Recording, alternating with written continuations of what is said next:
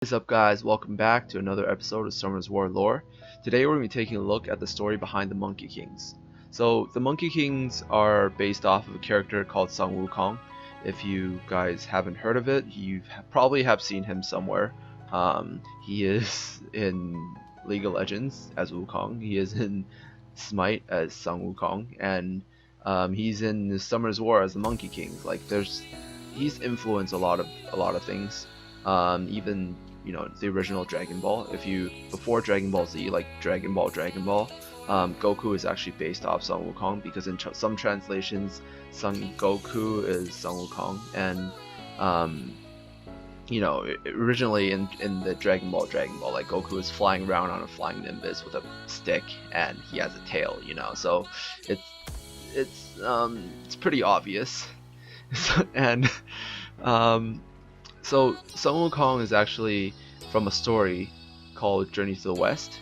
Journey to the West is a classical Chinese novel about Chinese mythology, and it's pretty much about a story about this monk who has to travel from China to India to get these Buddha scrolls. So he's on a secret mission there to get the Buddha scrolls. I don't know why he needs the Buddha scrolls and what he can do with the Buddha scrolls, but he's there to get the Buddha scrolls. So he has to get there, and on his way there he has to go through a lot of obstacles and go through a lot of adventures, and but he's not going there alone. So he has a few companions with him there, and one of them is Sun Wukong, the mystical monkey.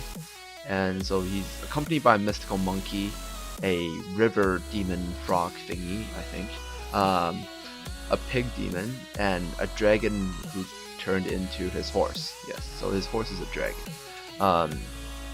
So the whole story of Journey to the West is just way too long. So I'm going to talk a little bit about the origin story of Sun Wukong, and how each Monkey King in the game, some of their names, abilities, and names of abilities pay tribute to the lore of Sun Wukong in some way. So Sun Wukong originated from a rock. He is born from a rock, and this rock is said to have absorbed the powers of heaven and shit. So it's like this mystical rock. One day it cracked open and out comes a monkey, and this monkey is like godlike and shit. So he rules over all the other monkeys. But then one day, after ruling there for a long time, he realized that he's only mortal and he will die someday, and he wants to become immortal. So he tries to go out and find a way to become immortal. And then originally he trains under a monk. Eventually he erases his name and the name of all the other monkeys from the Book of Life and Death, and that's how he became an immortal. After becoming immortal, the Jade Emperor hires him to become like his stable boy and look after the horses. At first he thought it was a really good job, but then he found out everyone else is actually laughing behind his back, because it's actually a really low ranking job. So he rebels and is angry and just starts trashing shit all over heaven. And this is where he earns the title of Sage Equal to Heaven, Qi Tian Da Shen, or if you look at the light monkey's name, that's pretty much where that name comes from. And he just trashes heaven until he's stopped by Buddha, who imprisons him under this mountain. And one day, this monk has to go on this mission. So this other Buddha called Guanyin releases him to go with this monk, and places this headband around his head.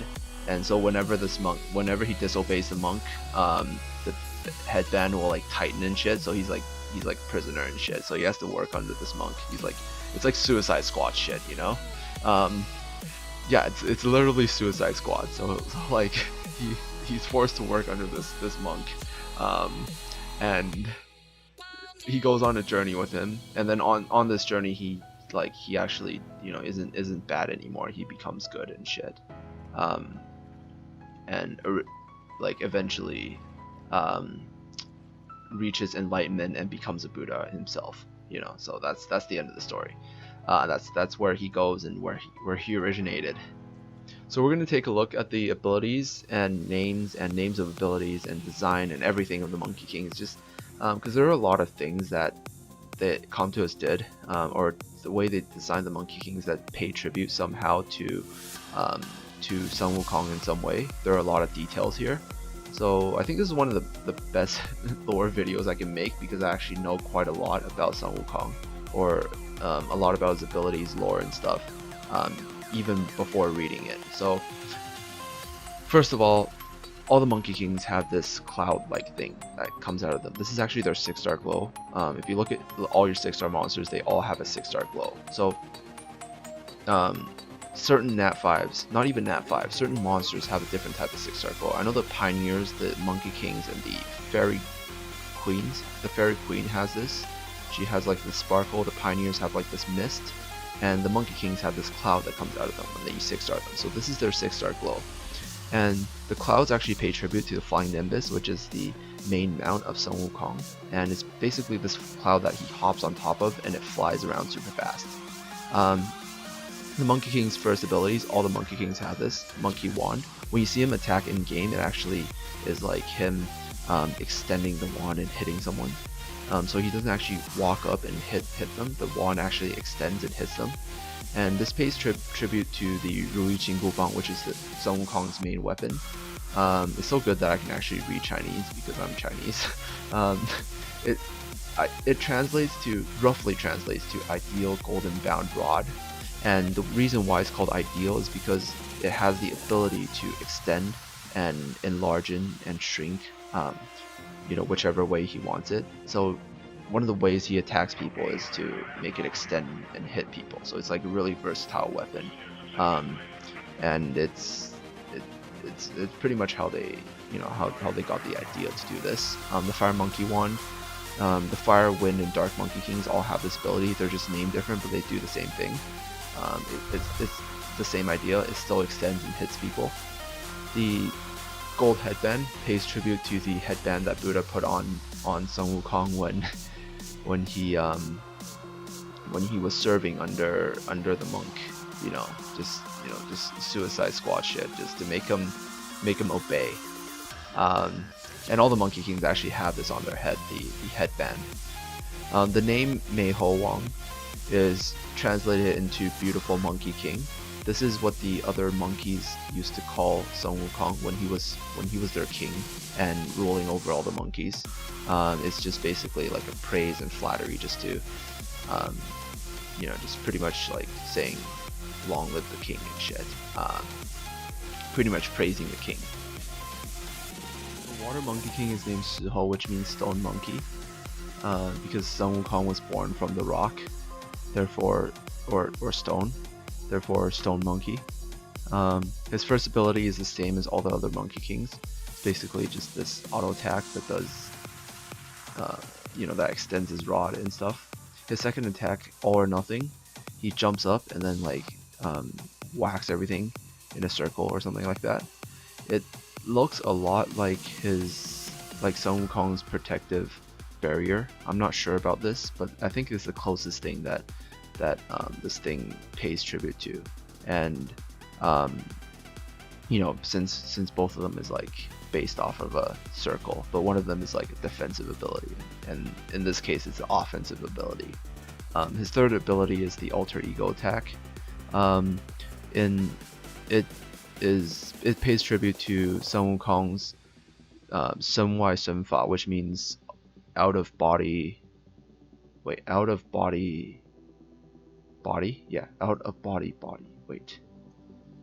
outside of body. Yes, body outside of body.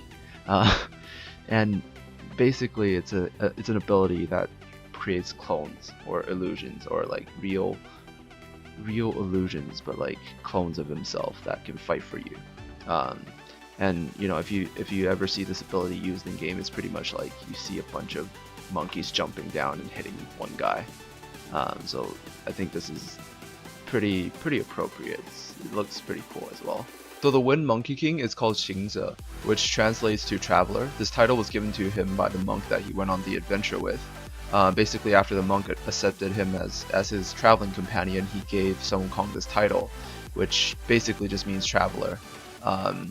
So his first ability is just like any of the Monkey Kings. His second ability is just like the Fire Monkey King, but it's called Lightning Monkey Wand. It just has a different name, a different icon, but it's the exact same move, and it still pays tribute to the main weapon of Sun Wukong that extends. His passive is called Stone Monkey, which actually is, which is why I think the name Shiho might be more appropriate for the Wind Monkey King rather than the Water Monkey King, because of how this because how Shiho means Stone Monkey, and you know this would actually make more sense. But this pays tribute to the name Shiho, which means Stone Monkey, because Sun Wukong was born from the rock. So the Light Monkey King is called Qi Tian Da Shen, which translates to Great Sage equal to heaven. This name was given to him by one of his demon friends, and it's probably his most well-known name. It basically just means someone who has the ability to match all of heaven, and it's a pretty big claim, and it's pretty much why he's known by this title, because he's someone who rebelled and defeated a lot of the high generals of heaven before he was eventually defeated by Buddha, because you know Buddha OP. And it sounds pretty good in Chinese, like it sounds pretty poetic when you say it in Chinese, because it's actually I can't explain it in English, but it's a language thing.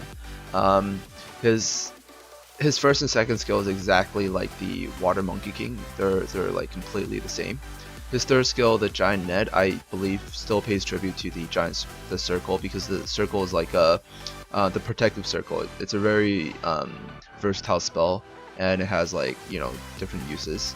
And I believe the Comtuous developers found a way to, I guess, work off that ability of the original Sun Wukong. Dark Monkey is called Sun Zanglao, which means Elder Son. This is more of a title rather than a name. It's given to him by other younger monks, and Zanglao, basically elder, just is an honorific. You know, if you watch anime and shit, it's like, you know, sama or senpai or something like that. If you're talking about like Japanese, but it's basically like an honorific. And then son is like, you know, from Sun Wukong, which is his, I guess, his last name, pretty much. So this is just how younger monks call him, because he's someone who practiced Buddhism after following the monk. So this is something you call like elder monks, elders, pretty much. So his first ability and second ability is just like the Wind and Fire Monkey Kings. His second ability is called Dark Monkey Wand, but it's still the exact same spell. His third ability, Summon Clouds, pays reference to the Flying Nimbus, or the Jingdoyun, which translates to Golden Somersault Cloud. It's more of an ability in the original lore rather than his mount. You can say it's his mount, you can say it's his ability, because what he actually does is he summons a cloud, and then basically the cloud takes him to a certain distance, and it's like he can cover a lot of distance just by flying on the cloud, pretty much. You know, it's kind of not the same. This is like an offensive ability, while in the original lore it's like more of a utility spell or something like that. But it's, you know, it's still something to do with clouds, just like how there's clouds flying out of him. And yeah, I think that's pretty much it. So that's pretty much all the Monkey Kings, every single one. If you enjoyed this, be sure to comment and let me know, and be sure to like. And I don't know, I think most of you like really do enjoy this, because I get a lot of feedback saying that, you know, this is really interesting and no one else has done this. And Sun Wukong is someone who I'm a lot more familiar with, rather than a lot of the other mythology, so I can say a lot more about them rather than just their names and stuff. And I think Comtuous did a really good job on the Monkey Kings, because a lot of their abilities really do pay tribute, or the design of the Monkey Kings really do pay tribute to their original mythology. They do that with a lot of the monsters, and there are still a lot of monsters in the game that are based off different mythologies in the world. There's like, you know, Hinduism, you know, like, you know, Chinese, Norse, Greek, even like Islamic mythology. I know the Ifrits are from Islamic mythology. So there's a lot of different monsters from a lot of different types of mythology. So it's a pretty interesting game, and I really like how Comtos did this, because I guess I'm a little bit disappointed because they could have written a little bit or a story or made a world or something, kind of like how they do for like World of Warcraft in the past. Either way, I'm such a geek. I'm gonna gonna end this video. I'll see you guys in the next video, and peace out.